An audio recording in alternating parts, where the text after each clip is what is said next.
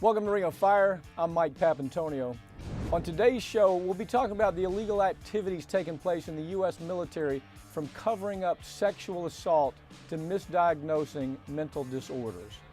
Fraud and deception is running rampant in the drug industry, and we'll tell you about the phony studies and marketing tricks being used to dupe you, the consumer. And the Tea Party, well, they're going to be losing one of their leaders soon. So could this be the end of this misguided movement? We'll have answers for you later on. But right now, just remember, you've just entered the Ring of Fire.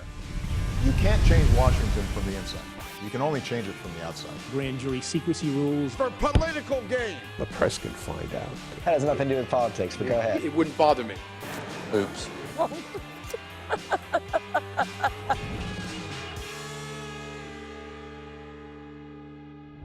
Sexual assault's become an epidemic for the military, and very little is being done to protect our female soldiers. I have investigative journalist Rick Outzen with me now to talk about what's happening to our female troops. Rick Outzen, 1 in 4 women victimized by rape in the military, 30% increase just in the recent years. What's your take on this? And I think the worst thing is, what in the hell is the military doing about it? Well, you know, they keep saying they're going to do something about it, and they come up with a new program almost every other week, but it's not having any impact, Mike. I think we have a culture where abuse of the female soldiers and sailors and Marines is commonplace. And what we're finding out now in a new report by the San Antonio Express News is that they're not only, when someone reports that they've been sexually assaulted, they're now being discharged from the military for having a pre-existing personality disorder. In other words, the woman's victimized. She goes to the commander, says, look, I've been raped. Right. So rather than dealing with the problem, what they're seeing more and more is they bring the woman in, have her counseled, determined that it had nothing to do with rape. She had some pre-existing disorder before she signed up, and now they have to get rid of her. And when they get rid of her, of course, with that type of problem, they don't have to pay anything, right? I mean, it's a way for them to make... Right, they get out of any, there are no medical benefits for this, they're not allowed to re-enlist. And these women, which the newspaper did a very good job of, they're finding that so many of these women it's a disproportionate number, Mike, that are being classified this way as opposed to the men. Disproportionate in the number of women that are in the service, as well as overall who are being kicked out of the military for this, you know, which should be a serious reason not to be in the military, but it's being abused in this case. But they're going to doctors once they get out, and the doctors aren't finding the problem. They have no history of mental illness. It's a sham being done to again shuffle away the issue and not having to deal with it. And it just keeps mounting, Mike. The President Obama has come out, said this is not something he's going to tolerate. Secretary of Defense Leon Panetta has said the same thing, but it continues to happen. And every time we turn around, there's another news story of someone in the military who's supposed to be the watchdog who's being caught with, figuratively and literally, with their pants down. Well, I mean, but here's part of the story is we've heard again and again, we're not going to take it anymore. We've heard this administration, we're not going to tolerate it anymore. This is now way down the road. This started coming to light within 2 years after this administration was in charge. Actually, it's been much before then. Well, we can go back to Tailhook, Mike. This has been a long history of this. Of course. Okay, so the point is, we're going to do something. We promise you we're going to do something. Here's another line in the sand, we're going to do something, and nothing ever gets done. I saw the numbers, and they were staggering. Out of almost 3,000 accused offenders, where somebody's come and say, this commander raped me, this superior raped me, I was raped in my bunk. I mean, I was beat. I was, you know, all these terrible stories. But out of 3,200 convictions, I mean, 230 some convictions, and 280 non-judicial administrative processes, how do they ever deal with this unless they take it serious enough to say, we're going to put somebody in prison for this? Well, you know, and you and I both know that. The only way that you change a culture is they actually have to see the punishment and understand what the punishment means to them. But even the ones that they're letting off the hook, Mike, they're letting them off and then they go into the civilian population, and they're not put on any sexual predator list. As far as the rest of the community knows, they have no idea who's being let into their community. And why these cases aren't being prosecuted? Because so many times they're commanding officers that are, they're drinking buddies. Their commanders are the ones who make the decision. They don't have to go outside of the base. There is a move in Congress right now to try to put these type of cases completely out of the military's hands. Bring them to civilian courts. Let them deal with a really impartial jury that will look at really what's happened to these women. Well, I mean, the ugly part of this is they're victimized so many times. You have these women, they're raped. They then go to the commander. The commander figures out a way, aha, this is how we're going to get them out. We're going to say they had a pre-existing personality disorder, which means that there's no compensation. And then they're suffer again because that stays on their record. And when an employee says, I'm going to hire this person, what do they see? They see that they have some kind of personality disorder. Rick, I mean, the real problem here is it's obviously a scam. The whole thing is a scam. There's no question. It's commanders covering up for themselves. It's a way to get rid of these people to where we sweep them under a rug. And in the end, what ends up happening is there's never any justice here.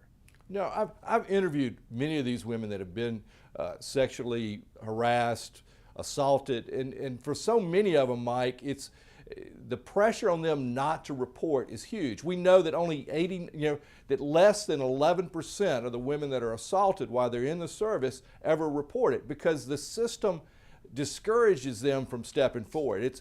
I had one woman tell me that she was encouraged to take it for the team and not to bring it up. Instead, they get medical discharge. They don't get lifelong disability for this thing. The result of being raped in the military. The Government Accounting Office took a look at this. And I thought it was really interesting. They took a look at how many times disability compensation had been fraudulently created by the government. They found hundreds of cases where the government said the way to get rid of this woman, the way to save the commander so the commander doesn't get in trouble is to get rid of them and come up with this phonied up disability. One of the problems here, Rick, it seems to me that in order to come to pre-existing personality disorder, you have to go back and have some history, don't you? I mean, you need to go do a look back and talk to family members and such as that. What do the numbers show on that? Well, it's showing that it's way out of proportion of what they're doing. There are 20% of the military are women or females, but 35% of that group, of those that are being discharged for personality disorders, are female. It's way out of proportion to the community, as both in the military and out in the civilian world. And you're right, they have no way to counter this. Once a counselor says this is what they have, they can't go get an independent doctor and come back. They can't bring their history back. They're drummed out so quickly that there's not an opportunity to have any kind of fair hearing in the process. The number I saw, Rick, is the government Defense Department saved almost $5 billion by doing this, and $8 billion just in disability compensation, and that was just between 2001 and 2007. One of the things that, when you talk about a personality disorder, you're talking about things that includes paranoia, obsessive compulsive, impulsiveness, anxiety. These are things that stay with these people's record. They go out, they want to get a job. The psychiatrist, who probably is on some kind of contract with the government most of the time, he or she knows it's a regular income. He or she knows that if they don't participate with what the military wants to do, they won't be a contract worker anymore. The government won't go to them for their phonied up, botched opinions. And so what ends up happening is the consequence is disastrous for the woman, not just in the military, but for her entire life. Well, Mike, just the symptoms that you just went through, the paranoia. What do you think a rape victim feels, Mike? This is what the symptoms that you just described are the symptoms that a normal person would feel after having been violated this way. But what are happening is the counselors taking these confidential outpourings of the hearts of these victims and reconfiguring it in a way to fit a diagnosis that they already have. But so many of the things that you named are the things, these women, a lot of them that I've interviewed have post-traumatic stress disorder. They're so taken out of what they thought was a promising career that they have a hard time overcoming what they went through. And then, like you said, they've been victimized repeatedly by the system, made to feel to be the villain when they themselves were the victim. We saw, this seems to come like in cycles. We saw this Pentagon saying that they were involved in this ongoing sex abuse scandal investigation at the Joint Base San Antonio Lockland. 33 instructors investigated for having sexually abused 63 trainees. And then we have public hearings about it, and then it seems like nothing really happens. Has anything come out of this? Is there any legislative proposal at all that's significant? Well, they are, nothing has happened yet. There is a proposal. They are kicking around the idea of taking these type of cases and trying them in civilian court. The Pentagon has come back, and the armed services have said that they're going to be hiring special victim counselors. NPR just did a piece on that recently where they said they had the Air Force, and they have a JAG unit that's going to be in charge of it. They call it their SVC unit. But what we find, Mike, is these counselors are more often covering things up and more of a tool of the system than really worrying about the victim. Rick, I thought one thing that was remarkable is that even the offenders, the sexual offenders that received non-judicial administrative punishment were not discharged. I mean, right. Most of them were not discharged. They get this punishment, and then they simply move them to another base. They put them somewhere else. It's almost like the Catholic Church moving priests around, right. And these predators stay there. Just in about 30 seconds, part of this has to do with the way we recruited in Iraq, isn't it? I mean, we went after low-hanging fruit in a lot of ways, get them to Iraq as soldiers. About 15 seconds. Tell me what you think. No, I think that is a big part of it. Is that they took to build the numbers up. They're also sending these soldiers multiple times, multiple tours over there, so the stress level on them is huge. We have more women in the military than we've had probably in any other war time that we've had. And the system isn't geared to take care of it. And when they see the problem, they don't want to address it. They want to remove the victim, not remove the person. Rick Outzen, thank you for following this story. Appreciate it. Thank you, Mike. Coming up, we'll be finding out why Michelle Bachmann is abandoning the Tea Party and what this might mean for her followers. I'm Mike Papantonio. We're going to be right back with more Ring of Fire. You're watching Free Speech TV, a network powered by the people.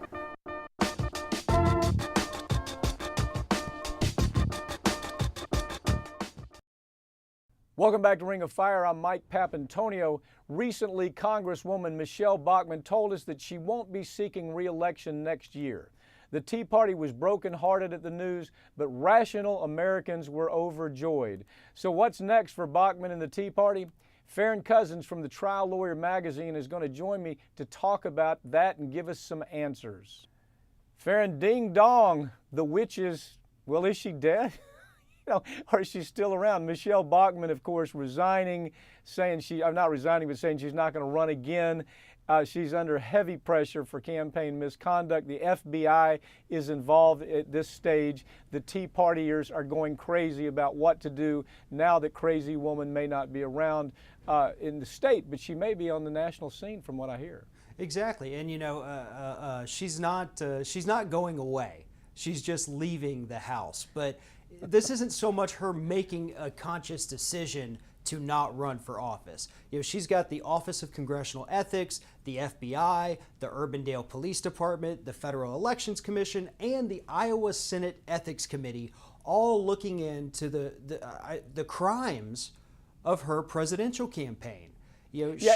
Farron, every time somebody hears FEC, they think, oh, there's nothing to that. This is way beyond Right. FEC issues. This is, now the FBI is involved, the police are involved. It looks like they have, what are they being accused of? I mean, just a few of the things. Well, one of the main things is that her campaign, that Michelle PAC, was making under-the-table payments to a Senate leader in Minnesota to help with her campaign, and that is unequivocally illegal. There is nothing that allows a PAC to pay a sitting senator, be it state or federal, to work on a campaign. So they decide to pay him under the table. They have a whistleblower within their campaign staff who reports this, and so that blows up in their face. And they did this with several other people. But the most important scandal, and I think this is the one that's being largely overlooked, is the fact that her campaign allegedly stole an email list from this Christian homeschool mailing group. I mean, they stole an email list, which today those things are incredibly valuable. Stole it from a Christian organization. I mean, you can't get any lower than that. And Michelle Bachmann somehow managed to do it. Farron, the interesting thing here is that, of course, establishment Republicans are delighted. Progressives ought to be a little sad because her craziness was always something that you would go to the water cooler and talk about.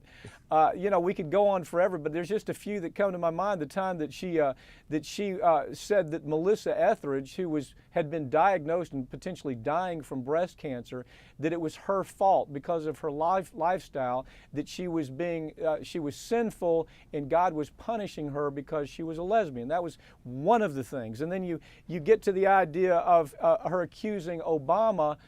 There was some type of conspiracy that Carter had started and that Obama had followed through with the swine flu, that they were actually intentionally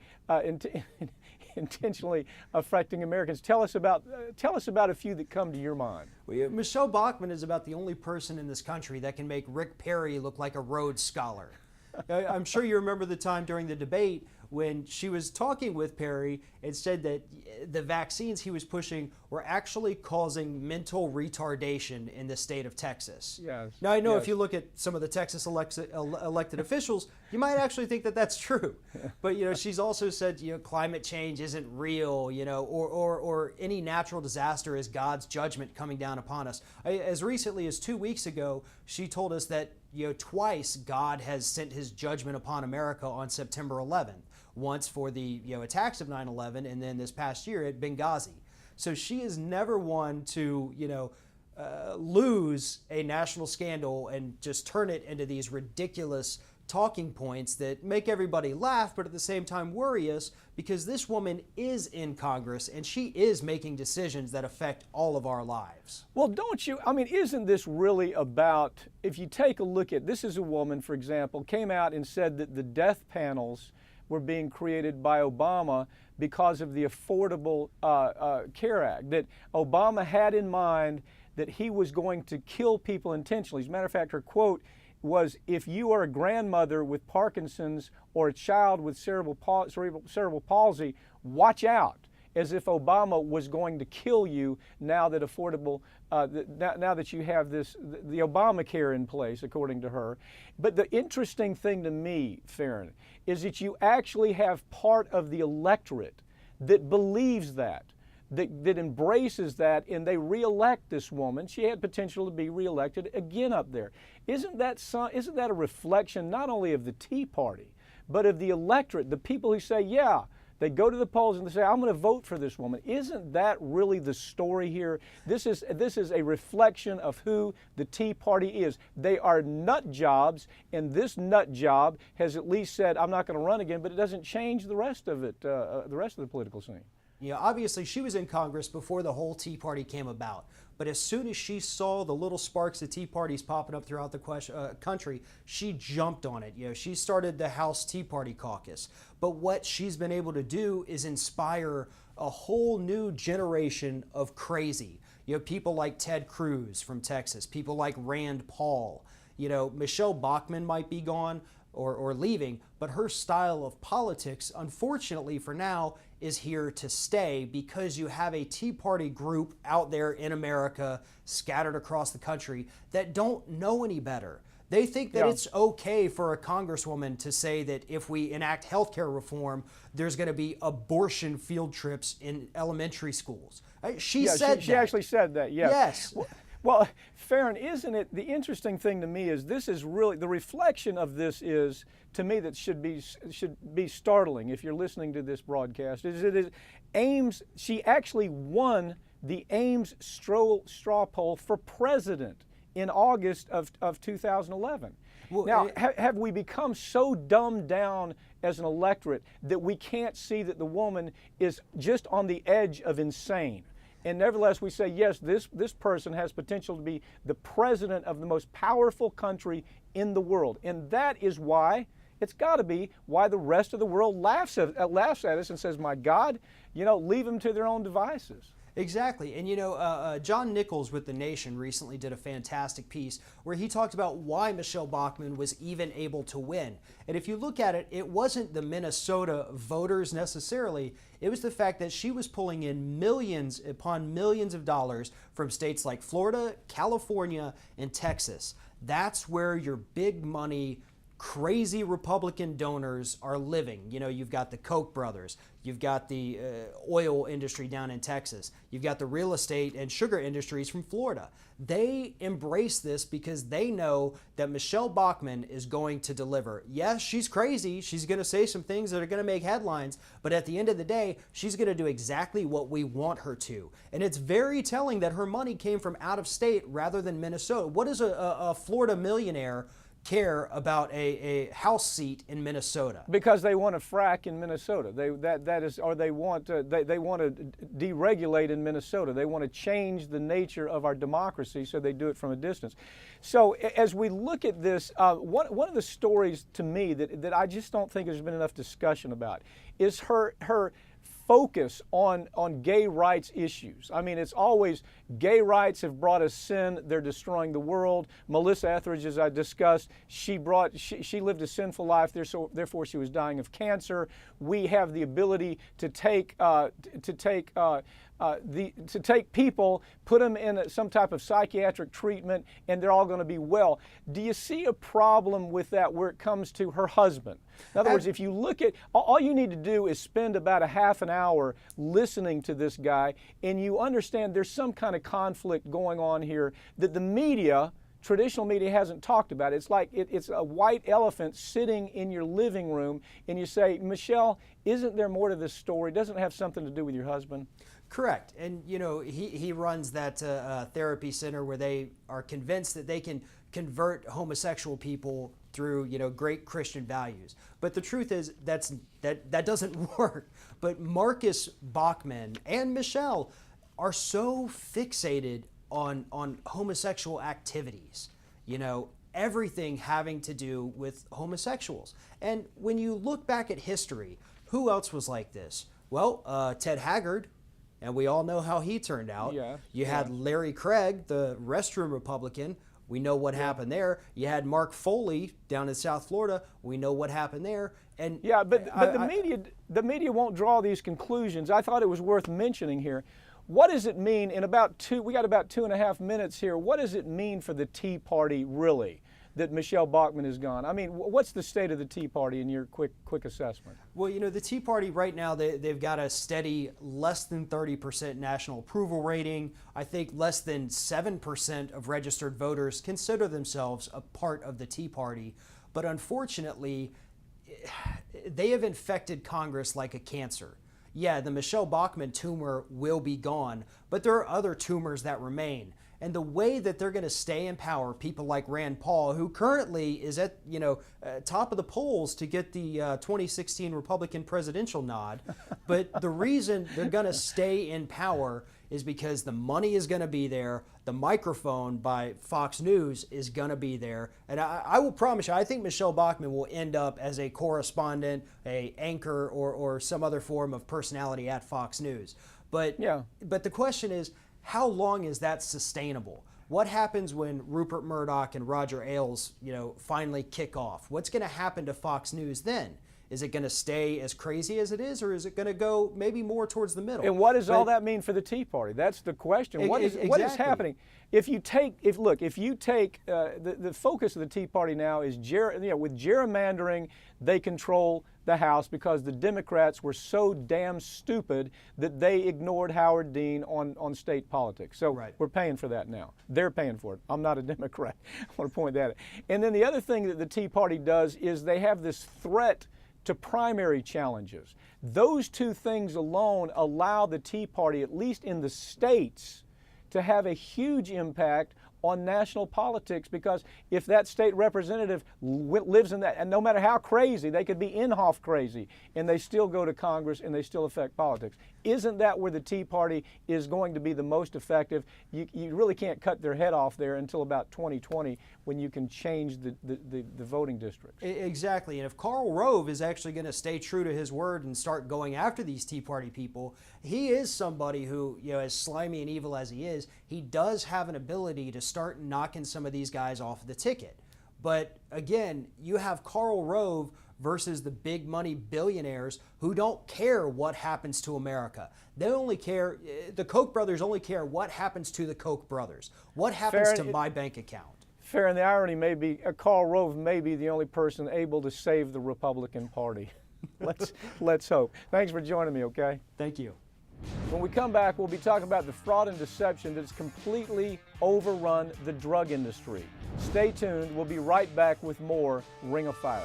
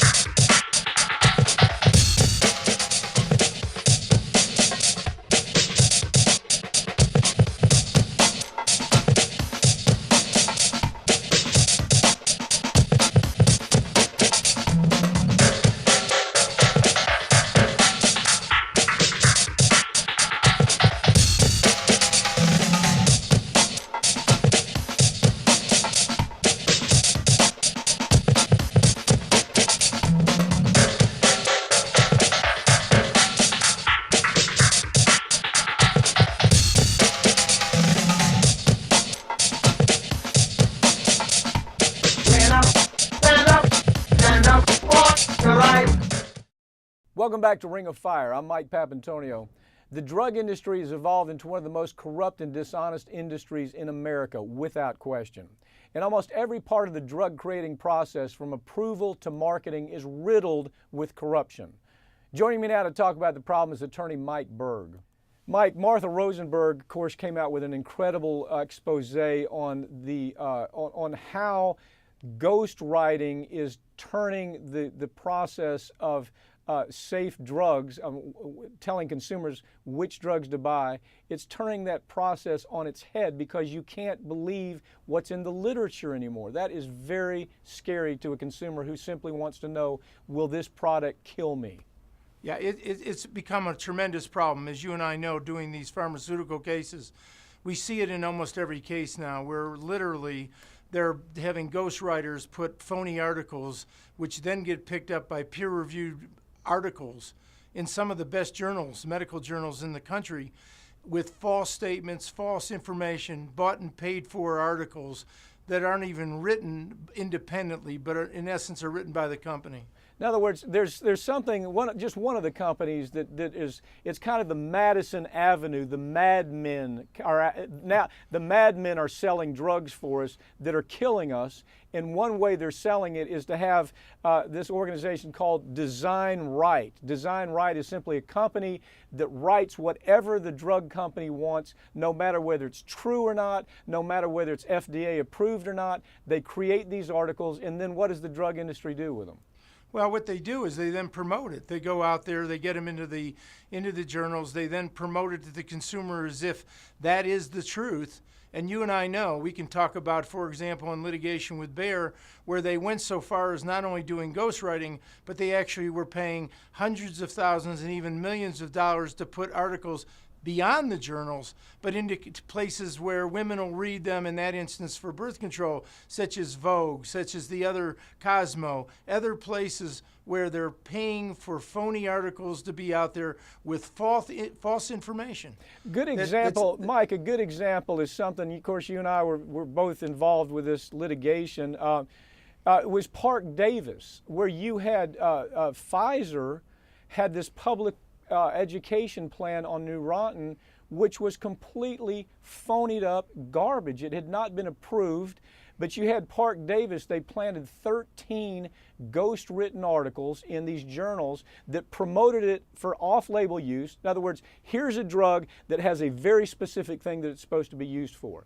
But they write these articles, they go behind the back of the FDA, and what they did is planted 13 ghost written stories that looked like they had been written by objective medical doctors or objective scientists. In fact, they had been written by the company themselves to promote the use of the drug for something the FDA had not even approved it for. Isn't that kind of what we see time and time again?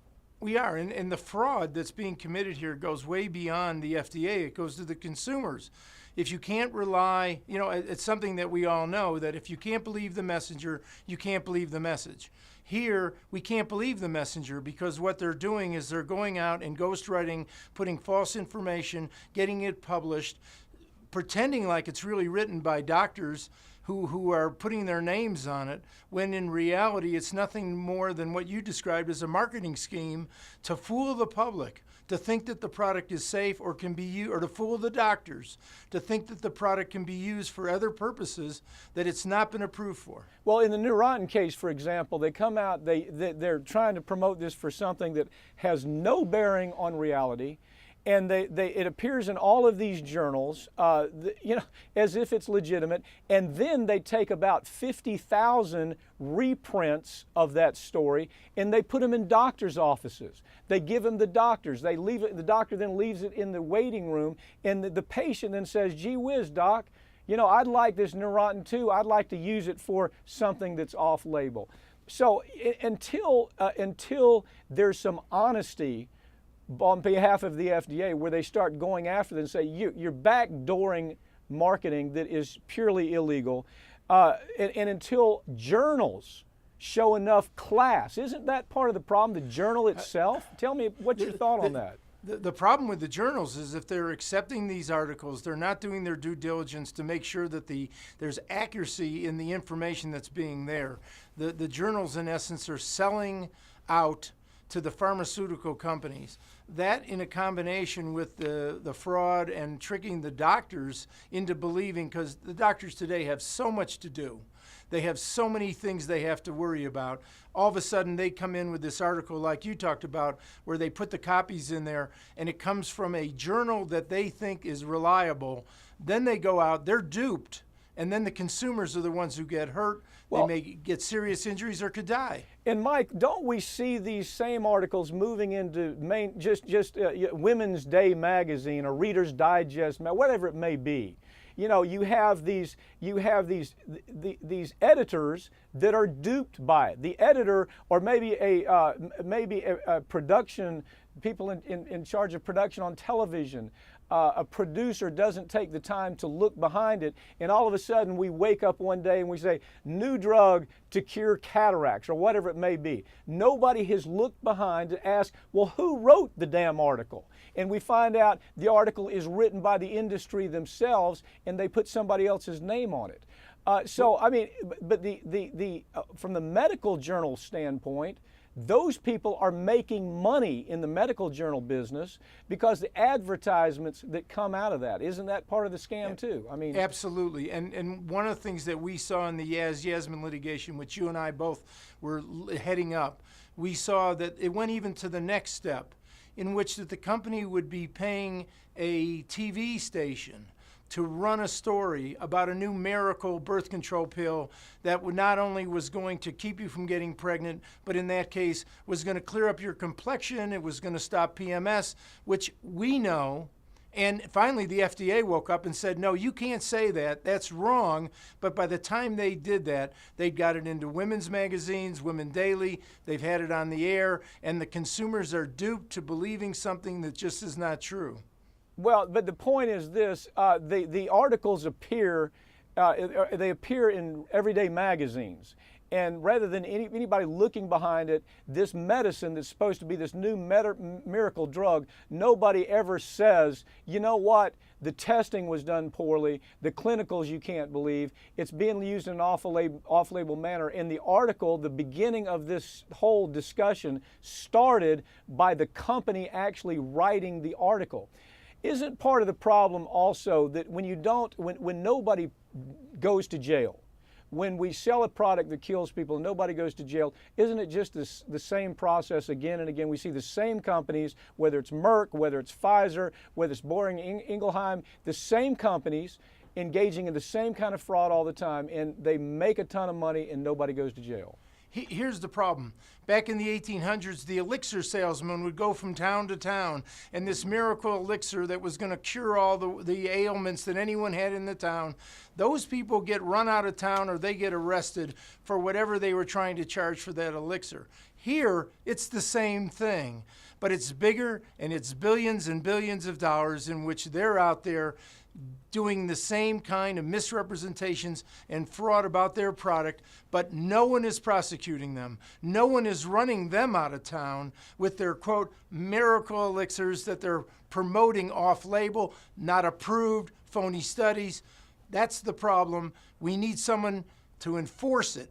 Mike, and make somebody pay the price. I saw you one time give a talk about the overuse of the ADHD drug Ritalin. Isn't that something that was just created? I mean, here's a drug that created they create an illness for the drug, and then they sell the drug to the illness. Now what we see, we're not just selling this to children. We're selling it now. They're trying to focus, how do we sell it to the elderly? How do we sell it to pregnant women? How do we sell it to people who are depressed? Isn't that part of the expansion? Isn't that how they expand their money with the ADHD story? Talk about that a little bit. No, absolutely. And with Ritalin, it started with children. Today, they're selling it to college students who can't concentrate, to the elderly who may have some form of dementia. They've gone out and taken a drug that probably may have had some limited good use and now want to make it into a multi-billion-dollar blockbuster by basically giving false information and telling doctors that it will cure all the ills of all these people. And direct-to-consumer advertising and these phony articles that are being written and ghostwritten are all part of their company plan. To create a need. Exactly. Create a need. And to make billions. One story that I just think is remarkable is the insomnia drug story. Now the insomnia drugs, they said, okay, we've expanded in the market as far as we can with insomnia drugs for just people who, have problems sleeping. Now let's come up with some new diagnosis. So what they did is they took the insomnia drug, they said, okay, there's different kinds of what they call wakefulness. And there's chronic wakefulness, there's acute wakefulness, there's long-term wakefulness, there's delayed onset wakefulness. All of these completely utter trash ideas that have been created by the industry so they can sell more insomnia drugs. Now, they don't talk about the risk factor of these drugs and what it can do to you. What they say is, gee, if you're not sleeping well, and what that does is it causes depression. So now we're going to have your doctor selling this drug that we just sold because you might have had insomnia. Now we're going to sell it for your long-term depression. Don't we see that all the time where they actually go about inventing new illnesses to expand the use of their drug? Absolutely. Not only do they create new illnesses, but they try to create new uses for that drug, which are, as you described, components to the original diagnosis or illness. So they're saying, well, gee, and it's all about money.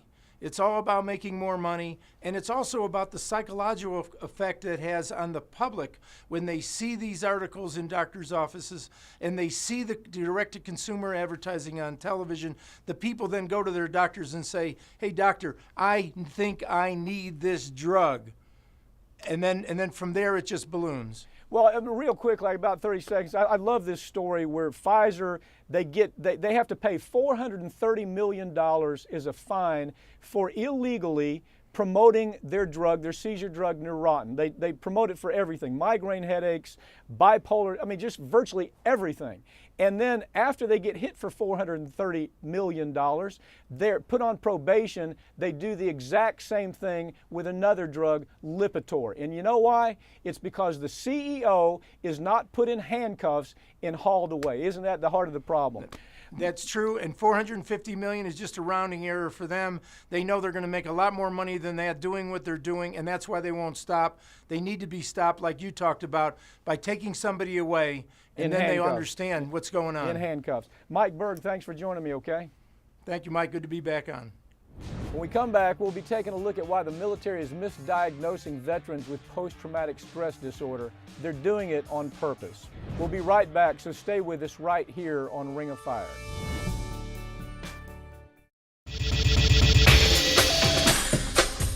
Tune into Free Speech TV for Democracy Now!, a national, independent, award-winning news program bringing you people and perspectives rarely seen on corporate media.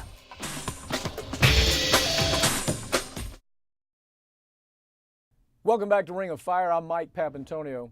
The Pentagon has finally found a way to cut down on their costs by illegally discharging soldiers with mental disorders that the military creates. I have veteran and attorney Howard Nations with me now to talk about this deplorable conduct. So Howard, it looks like the military has found a new way to scam military veterans, and that's to get rid of them with personality disorder diagnosis. Talk about that.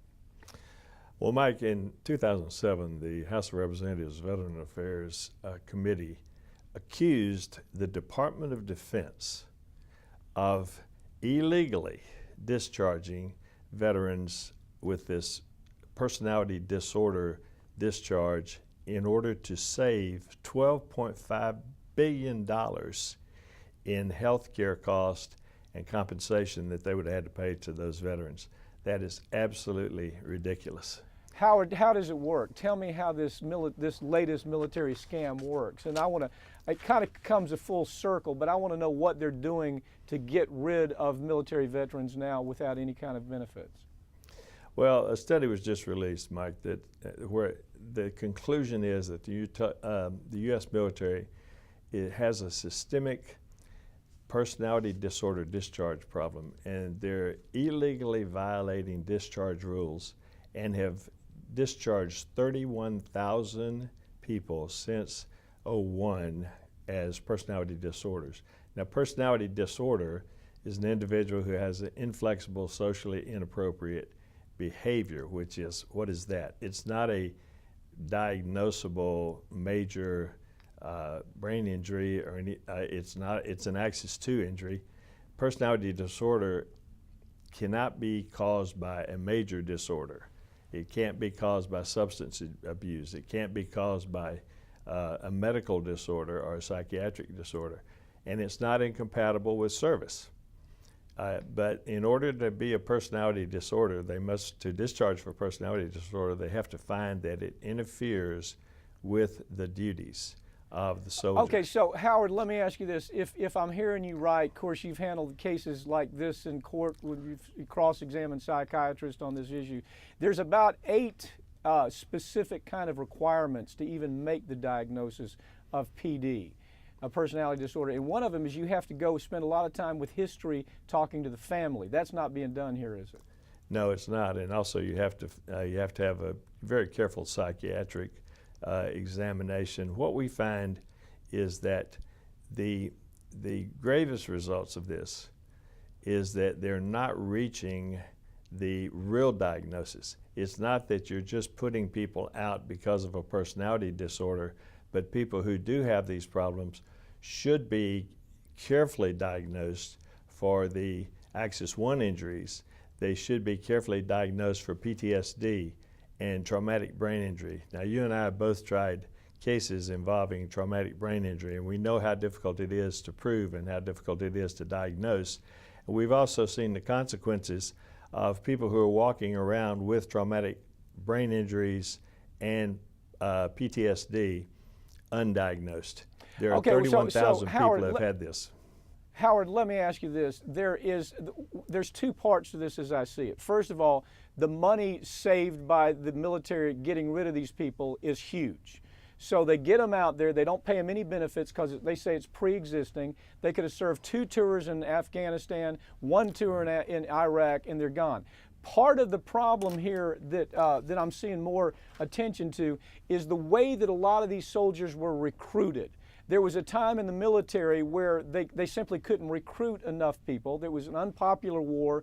People were being sent back from multiple stances in Afghanistan, in Iraq, and so they were going after virtually anybody they could recruit by giving some of these soldiers something called a moral waiver. And that is, they might have had criminal backgrounds, they might have had all kinds of problems, and so now they have them in the military. The numbers of military rapes have increased. You have extremism of every kind, white supremacist groups rising up in the military. You have some disorder, I guess is the best way to put it, with these recruits. Isn't this another way? Just now, you've used them up, you've sent them to Afghanistan, Iraq, now let's get rid of them.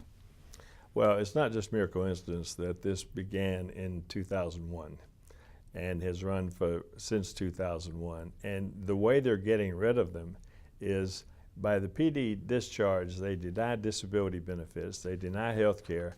They've even required some of them to refund their re-enlistment bonuses. And then when they get out, they have the stigma of a PD discharge because it says personality disorder discharge. And this interferes with them trying to find civilian employment. So they denied disability, they're denied health care, and we have no idea what percentage of those 31,000 who have been discharged under the PD are in fact brain injured or have PTSD. Howard, one thing we do know is after the media and congressional attention was paid to this and they saw that this looked like a scam, there was publicity, the numbers went from almost 4,000 of dismissals, discharges from PD to about 1,000. What do you think of that? I mean, isn't that one of the signs that what we're talking about is absolutely clear, this is a scam? Well, it is. And what happened was in 08, Senator Obama and Senator Biden requested the GAO study. The GAO studied 371 cases, and they concluded that there were hundreds or even thousands of illegal DODs admitted that the DOD even admitted that some of those people may have PTSD or TBI. What happened to the military response after the review, after the GAO review, the Navy, for example, they did a review of the Navy in 08 and 09 and found that only 8.9% had been properly discharged. 91% failure rate after the review, after pressures brought by Congress. This is a heck of a way for the military to save money. Howard Nations, thank you for joining me, okay? A pleasure, Mike. A few years ago, America's infrastructure was given a failing grade with roads and bridges collapsing because there wasn't any money to fix the problem. Things are not much better today, and I have author and journalist Cliff Schecter with me now to talk about the problem. Cliff Schecter, the American Society of Civil Engineers says it's going to cost $3.6 trillion to stop our bridges from collapsing, our roads from crumbling, our sewage system from becoming disgustingly dysfunctional, and we have a Congress now that is absolutely ignoring everything they've been told. It's unbelievable, really, Mike. And thanks for having me on, by the way. You know, look, this is easy. This is not even a difficult one. We know that investing in infrastructure provides economic growth. We know that it provides jobs. When we've done this before, when we've spent money like we did during the New Deal on building bridges and on all these different ways to build up our economy, the benefits are so many. Our people are safer. It's economic development, which leads to better communication, better transportation. It's environmentally better when we build up our public transport and other systems and stop sewage from leaking out. I mean, there's just so many benefits. And with the unemployment crisis we have now, with bridges falling, You know, it's beyond just how terrible it is for this country. I mean, it's also embarrassing when you see what China is doing and building the longest bridge, you know, in the world. You go into Hong Kong airport and you go to our airports, and it's embarrassing. And we used to be that country that put money into projects like this. And this Tea Party Congress that wants to turn this country, it seems, into a certain version of Somalia, refuses to do that, and it's hurting. Very well put. Very well put, Cliff. That is the problem, isn't it? We used to be seen as a world leader. We were something to be proud of. So in credit to Obama, Obama has been beating this drum, trying to tell Congress, act now. We have the need. Our damn bridges are falling. Our roads are falling apart. We need a new energy grid. Work with me. Do something. We have the people that can do it. We have the technology to do it. We have the need for it. And you have Boehner, the Boehner types, the Rand Paul types, the buffoons that are in charge of the House right now have stopped this in its place, haven't they? That's right. I mean, the same know-nothingism that leads them to put up a creation museum and want to teach kids in Louisiana that dragons are real in our schools and not prepare them for the future in any way. It's that same hocus pocus that supply side economics works. Just keep cutting taxes and we'll get ourselves out of all of our problems, and the infrastructure will just magically fix itself. This isn't political. This is not a political issue. Listen, the American Society for Civil Engineers is not a political organization. They did an inventory and they said your damn country is falling apart. Do something, didn't they? Yes, they did. And you know what? Most people get this. You know, when the CBO comes out with a report that says half of all the tax breaks right now are going to the top 20% of income earners, we know where we're skewing things. When the Republican National Committee's does a survey of college students, and 54% of the people they survey say we need to raise taxes on the wealthiest and disagree completely with the Republican Party Tea Party platform, we know that they can't even get the numbers they want in their own survey. They are this know-nothing group, and they are, make no mistake, they are hurting us. I mean, we're the country of the Tennessee Valley Authority and the Hoover Dam and these projects that we did, not to mention just the simple bridges and roads that connected this country in the middle part of the last century that created so much economic development. By the way, under Eisenhower, a Republican. It's insanity. Cliff, if you, and I know you do, I do constantly, we have to read media from overseas. They are laughing at us. China is laughing at us. Most of Asia is laughing at us. Europe is, while they're building East Berlin, what an extraordinary infrastructure they've built in Germany. I mean, and it's all working for them. They're looking at us like we are a bunch of corn-pone fools. And Boehner there continues to lead the charge. And here's the bad news. With this House of Representatives that I don't really ever see changing just because of redistricting, it's not going to change. I don't see anything in the near future that's going to respond to Obama's demands to do something now. About 30 seconds, what's your call on it? I sadly agree with you. States can do a certain amount, and I hope that certain states that have progressive legislatures will. I hope there's a certain amount that can be done by executive order by the president, which I think there is. But overall, I wish I could argue with you. But with this Congress, I don't see it happening until 2020, until we get another shot at redistricting. It's sad and it's embarrassing, frankly.